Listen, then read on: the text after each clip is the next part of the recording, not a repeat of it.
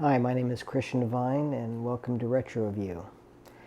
I thought since we're at the end of summer and the beginning of fall, which basically means it's time for Halloween and scary movies and games and music, and one of my favorite times of year, I thought it'd be fun to kick off September with a kind of preview of Shocktober with a late summer camping movie.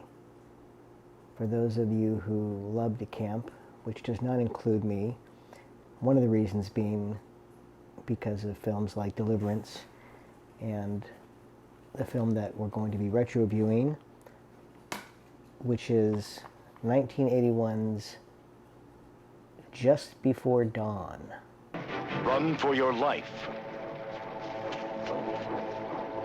The nightmare has begun. It will find you in the hour when dream and reality merge. The last desperate moment of darkness. All right, who is it? Just Before Dawn. Directed by Jeff Lieberman. And you could say Just Before Dawn is the third in his unique horror trilogy that started with 1976 AIP exploitation hit Squirm about radiated killer worms in a southern town. This was the night of the crawling terror. Squirm. They came to feed on human flesh. And he followed that up with the very unique Blue Sunshine in 1977 about brown LSD experiments gone terribly awry. Did you ever hear the words, Blue Sunshine? Try to remember. Your life may depend on it. Blue Sunshine, rated R. And then in 1981, he directed and co-wrote Just Before Dawn.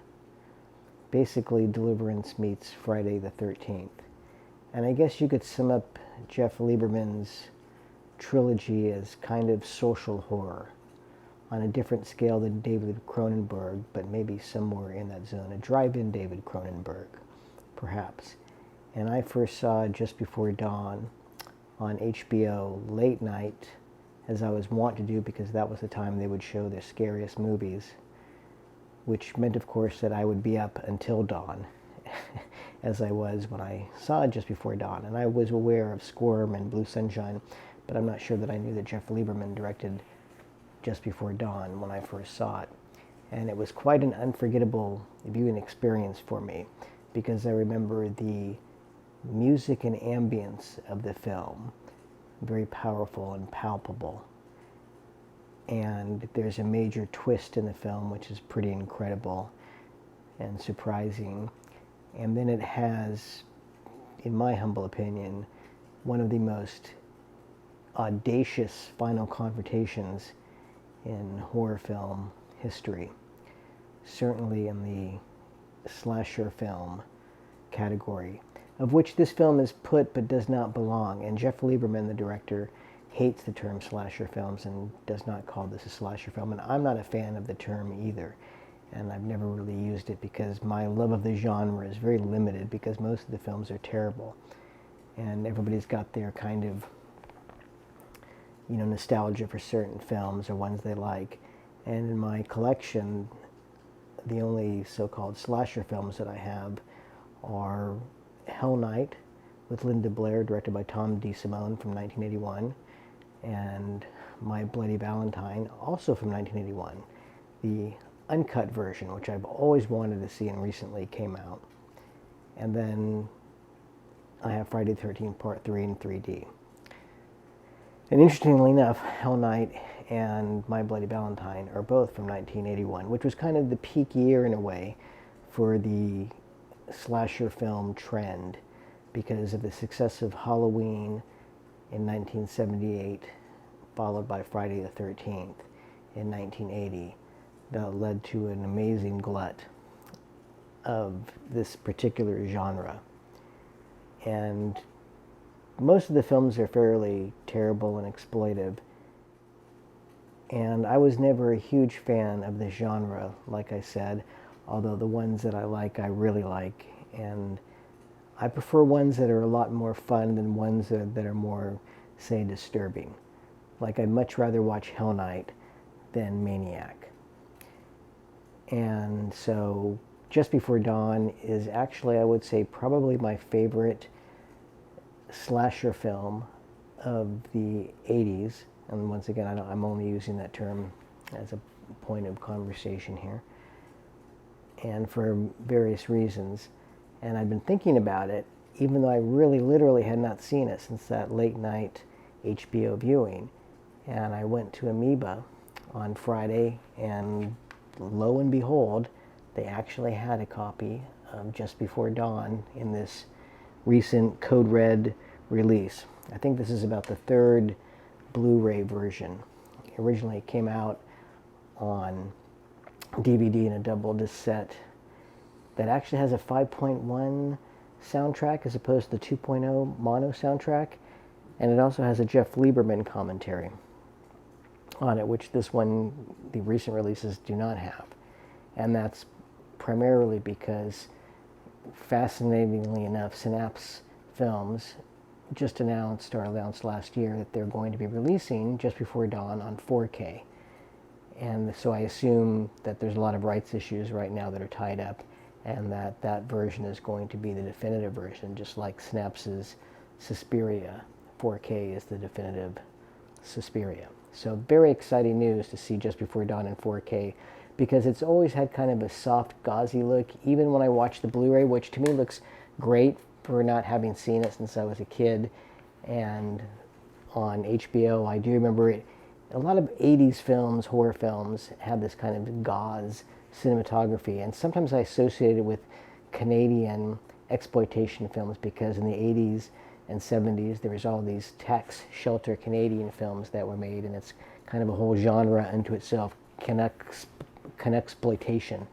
And there's a film kind of similar to Just Before Dawn called Rituals with Hal Holbrook that's worth checking out too. That's part of one of the gems of that particular genre. So like I said, I hadn't seen Just Before Dawn since I was a kid, but the things that I remembered most about it stood out even again on this new viewing. And it was really great to revisit it and kind of get a whole new take on the film, although I did appreciate it when I first saw it. And this is going to be spoiler free, because this is a film I really think you should watch, and I don't really want to give anything away. And so you can watch this with the assumption that I'm not going to give you away any secrets to the film. But worth watching and then coming back, and then you'll kind of know what the hell I'm talking about. And one of the things that works best about Just Before Dawn is it's got a very strong ambience in the woods. And there's a lot of woods and backwoods, horror films, but they all feel very interior. And Just Before Dawn is very spaciously photographed and shot in Oregon, the Silver Lake area up in Oregon, really beautiful. And the film makes it look, absolutely gorgeous. And I plan on going up to Oregon in a couple weeks, and I'm definitely going to check out the area and hopefully return to tell about it. And so the film has a wonderful texture to it, and it's also has a very ominous texture, because there's a fantastic soundtrack by Brad Fiedel, best known for his music for The Terminator 1 and 2. And it's kind of an ambient soundtrack that incorporates a whistle and the sound of the woods and just different tones, and it's very creepy and not the typical kind of horror movie music. Even though the producers apparently later added a little more exaggerated, dramatic music to some of the scenes to amp it up. But Lieberman favors a very quiet, silent approach, and he uses a lot of kind of misdirection to kind of lead your eye and mind astray about where things are happening. And as a result, the film feels very unpredictable. And that's what's scary about it, is you never quite know what's going to happen or who it's going to happen to. The characters are different in the usual kind of Friday the 13th, teens having sex, characters. These are all much more developed, and they're a bit of entitled. They drive up in a Winnebago to the woods where they were warned not to go by George Kennedy Oscar winner for Cool Hand Luke, playing the obligatory, have to put in a somewhat well-known American actor near the end of their peak career to get financing. And George Kennedy is fine in the film and used just, as efficiently as they could. But they're warned not to go up there, even though one of the campers actually has a deed to the land, so thinks that it's actually his, and of course it really is not his. And so the film definitely plays out more like Deliverance. These are the men who decided not to play golf that weekend. Deliverance. And in fact, this film, when it was being made, was before the Friday the 13th, the big success of it. And so that kind of changed the trajectory of the film. And so they asked for more kills, which Lieberman, didn't do. It's got its own unique violence to it that should be satisfying for any fans of the genre. But it's definitely timed and built differently than any kind of other slasher film, which is why it's memorable and stands up in people's minds, and why there's going to be a 4K release of it. And the film also plays with gender roles in a really unique way, and once again deals with these kind of survival instincts that Deliverance plays with. And in this case, you imagine if the hero of Deliverance was a woman. And there are comparisons to Texas Chainsaw Massacre, but Jeff Lieberman has said that he hasn't seen the film, and I believe him. He's not a particular, if you read interviews with him, he's kind of a crusty, curmudgeonly horror fan. And so he definitely was not influenced by Tobe Hooper in this. It definitely feels more like Deliverance, which is just as scary as Texas Chainsaw Massacre to me. And so, once again, the kind of gender twisting that this film does is pretty fascinating and very pointed and very deliberate. And in fact, there's an international cut that's contained on the Code Red Blu-ray that's 10 minutes longer, and there's no extra gore or nudity.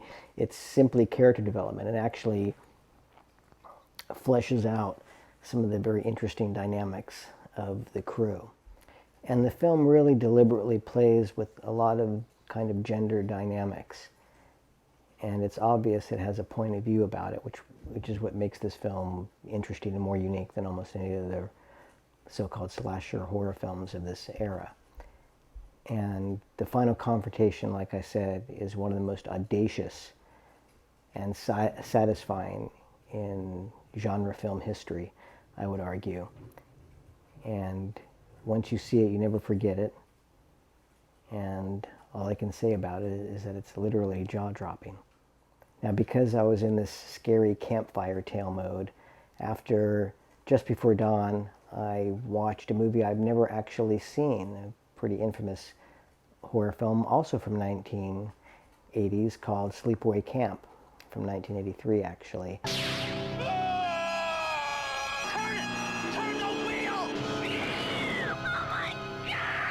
Sleepaway Camp. You won't be coming home. And the amazing thing about Sleepaway Camp is that it's actually the fantastic double feature to Just Before Dawn, because it features Mike Kellen, the character actor in both of them, and it has some very interesting gender dynamics at work. And so it's a really great double feature, and also features, even more than Just Before Dawn, a different kind of ending, but certainly one of the most memorable horror movie endings I've ever seen. And I'm glad that I've only seen it recently, because unfortunately now it's stuck in my head. See, why would I ever go camping when you have to deal with mosquitoes, bullies, and homicidal maniacs? No thank you. I'd rather go media amping and just be nice and cozy here with all my horror films. So that's my retro view of Code Red's Blu-ray release of Just Before Dawn. You can also get a UK version of it that's got some extra features, which I really like to get to because of the extra features, including another commentary. and apparently the picture quality is a little bit better. But now that we know that Synapse is going to be coming out with a 4K, we can just hold on and wait for that wonderful day before dawn. So thank you. Did you hear that? Sure as nothing, but I'm going to go see what that is. I'll be right back. And again, thank you so much for retro viewing. And please like and subscribe, or I won't come back. I'm sure it's nothing. It's just, you know, I do this all the time. I'll be right back. Hold on.